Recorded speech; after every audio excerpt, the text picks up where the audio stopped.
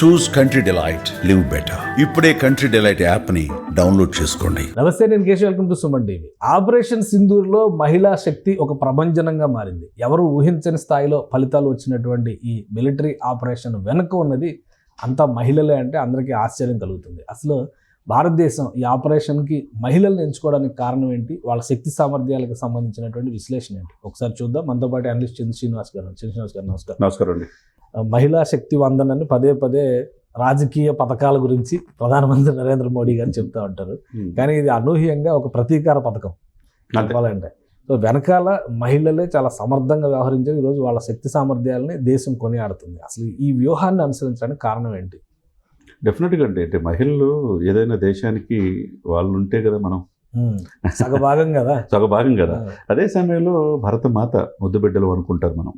అటువంటిది మోదీ గారు ప్రతిదీ కూడా మహిళకి చాలా ప్రాధాన్యత ఇస్తూ ఉంటారు. వాళ్ళ నుదుటి ఎప్పుడైతే కుంకుమ తొలగిపోయిందో మొన్న ఆయన చాలా బాధేసింది. చెప్పుకో చేసినట్టు ఎస్ ఆపరేషన్ సింధూర్ అని చెప్పి దాని మహిళలకు గుర్తుంచేట్టుగా ఆ పథకం పెట్టారు. చివరికి మీకు మహిళల చేతే బుద్ధి చెప్పిస్తున్నట్టుగా మీరు అన్నట్టు కల్నల్ సోఫియా ఖురేషి ఆమెని లీడ్ చేయటం కావచ్చు, తర్వాత యోమికా సింగ్ కావచ్చు, వీళ్ళిద్దరి చేత బ్రీఫింగ్ చేయించారు. ఒక్కసారిగా వాళ్ళకి ఎవరు సెంటిమెంట్ ప్రతి ఒక్కరు కనెక్ట్ అయింది. మహిళలు దేనికి తీసిపోరు, ఒంటెళ్ళు కుందేలు కాదు, మహిళలకు అవకాశం ఇస్తే. ఇంకొక అంశం ఏంటంటే ఇక్కడ స్పెషల్ గా పాకిస్తాన్ మహిళల్ని పోల్చి చూస్తున్నారు. మహిళలు ఎక్కడున్నారు చూడండి, మా మహిళలు. మీరు మహిళకి ఏ విధంగా ప్రాధాన్యత ఇస్తారు, మా మహిళకి ఎంత ఇంపార్టెన్స్ ఇస్తా ఉన్నాయి. ఇప్పుడు నేను చెప్పిన కల్నల్ సోఫియా ఖురేషి ఆమె 1990లో భారత సైన్యంలో చేరింది. తిన భర్త తాతగారు కూడా సైన్యంలోనే ఉన్నారు. ఈమె బయోకెమిస్ట్రీ కూడా సైన్యంలోనే. తర్వాత బయోకెమిస్ట్రీ చదువుకొని, షీ బిలాంగ్స్ టు గుజరాత్ నుంచి వచ్చిన ఆమె బయోకెమిస్ట్రీ చదువుకొని దేశం కోసం చేయాలని తపన ఆమెను యుఎన్ఓ దాకా తీసుకెళ్ళింది. పీస్ దళాలకి నేతృత్వం వహించేటట్టుగా కాబూల్లో మనం చూసాం అప్పుడు. ఆ తర్వాత మిలిటరీ విన్యాసాలు పూణేలో జరిగితే 20 మంది 18 మంది ప్రతినిధులు మొత్తానికి భారతదేశం తరపున మొత్తం నేతృత్వం వహించింది ఈమె. ఆమె శక్తి సామర్థ్యాలు మనకున్న బిపిన్ రావత్ ఐడెంటిఫై చేశాడు. ఆయన మాజీ ప్రధాన చీఫ్ ఆఫ్ డిఫెన్స్ స్టాఫ్. ఆయన ఐడెంటిఫై చేసి ఈమెని ప్రశంసించేదాకా ప్రపంచానికి ఈమె యొక్క ఇది తెలియలా. ఎందుకంటే ఆమె ధైర్య సాహసాలతో ఒక మహిళ తలుచుకుంటే ఏదైనా సాధించగలదని ఆమె వచ్చి బ్రీఫింగ్ చెప్తా ఉంటే, దీనికి నేతృత్వం వహించడం అంటే ఇంకా పాకిస్తాన్ వాళ్ళకి ఇంకా చెప్పుతో షాకింగ్. అంటే మతపరంగా చూసినా గానీ ఏ విధంగా ముస్లిం అనేసరికి చాలా మంది చాలా ఎమోషనల్ గా మన దేశంలో ఉండే నిజమైన ముస్లిమ్స్ అనేటువంటి కల్నల్ సోఫియా ఖురేషి ఒక ముస్లిం మహిళ అని ఇక్కడ మనం ఏం భావిస్తాం, మన సోదరిగా భావిస్తాం.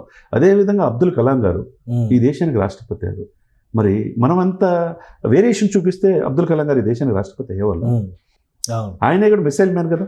ఆ రోజు అణుపరీక్షలకు రూపశిల్పి. కాబట్టి మీరు చేసేది ఏంటి, ఇక్కడ చేసేది ఏంటి? శాంతియుత దేశంగా ఇది చేసిన దానికి అశాంతి కలిగించేదానికి ఇప్పుడు కల్నల్ సోఫియా ఖురేషి నేతృత్వం, తర్వాత యోమికా సింగ్ కూడా, ఆమె కూడా మొదటి నుంచి కూడా ఆర్మీలో చేరాలని, పైలట్ కావాలని చెప్పి అనుకున్నారు. తర్వాత ఏదైతే జమ్మూ కాశ్మీర్ ప్లేసుల్లో ఉన్నారో అత్యంత ఎత్తైన ప్లేసులు ఉంటాయి ఈ సెక్టార్స్లో, ఆమె చాఫర్ నడిపేసి విరోచితమైన ప్రదర్శన ఆమెది కూడా ఉంది.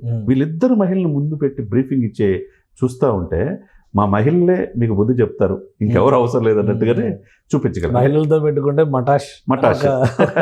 నిజంగా వీళ్ళిద్దరికీ ఒక సుమన్ టీవీ తరపున మహిళలు తలుచుకుంటే ఏదైనా సాధించగలరు దానికి ఒక ఇదిగా నిన్న వాళ్ళని చూస్తే మనకు అర్థమైపోయింది. ఒక్కొక్కళ్ళకి మన ఇంట్లో కూడా మీరు అన్నట్టు మహిళలు సొగభాగం అన్నట్టుగా మహాత్మా గాంధీ గారు చెప్పారు, ఆడపిల్ల ఎప్పుడైతే అర్ధరాత్రి స్వేచ్ఛగా వెళ్ళగలదు నిజమైన స్వాతంత్రం అన్నాడు. నిజమైన స్వాతంత్రం ఈ మహిళలు లీడ్ చేసి ఆఫ్టర్ 50 years తర్వాత మనం ఇటువంటి లీడర్షిప్ కలుగుతుంది. అంతే కదా. ఎప్పుడైనా అంతమంది గతంలో రాలేదు కదండి. ఆడది అబల కాదు సబల అంటారు. డెఫినెట్గా నిరూపించారు. ఆ దిశగా వీళ్ళిరువురు కూడా మనం ప్రత్యేకంగా వందనాలు చెప్పారు. నేటి మహిళలు కూడా ఆదర్శంగా తీసుకునేటట్టుగా వీళ్ళ యొక్క పనితీరు, వీళ్ళు చెప్పిన తీరు ఎక్కడ కూడా తొనకల వెనకల మేము ఆపరేషన్స్ ఇట్లా చేసాం, మీ వల్ల ఇంతమంది అన్యాయం అయిపోయారు, ఇప్పుడు పాకిస్తాన్లో 9 ప్లేసులు ఇలా చేసి వచ్చాం, మీరు ఇట్లా దీనికి ఎవరికి మీ సామాన్య మానవులకు ఎవరు ఇబ్బంది కలగల, మీరు ఇలానే తెలుసుకుంటే మేము ఇంతకంటే రెట్టింపు ఇదితో మీకు సమాధానం చెప్తాం అనేది చెప్పారు. థ్యాంక్ యూ చంద్రశ్రీనివాస్ గారు. ఇది మహిళలు అంటే ఆకాశంలో సగం, ఆనందంలో సగం, భూమిపైన సగం అంటారు. ఇప్పుడు యుద్ధంలో కూడా సగం అని నిరూపించారు భారతీయ వీర వనితలు, ధీర వనితలు.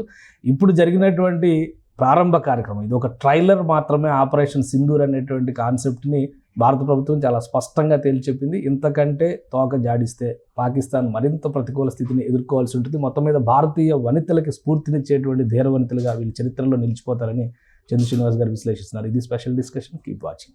సుమన్ టీవీలో మీ పర్సనల్ అండ్ బిజినెస్ ప్రమోషన్స్ కోసం కింది నెంబర్కి కాంటాక్ట్ చేయండి.